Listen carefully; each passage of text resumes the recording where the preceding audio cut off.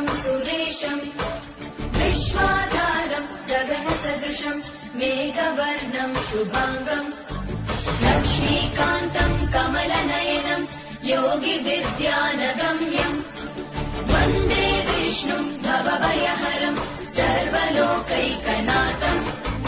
शान्ताकारं भुजगशयनं पद्मनाभं सुरेशम् विश्वाधारं गगनसदृशं मेघवर्णं शुभाङ्गम्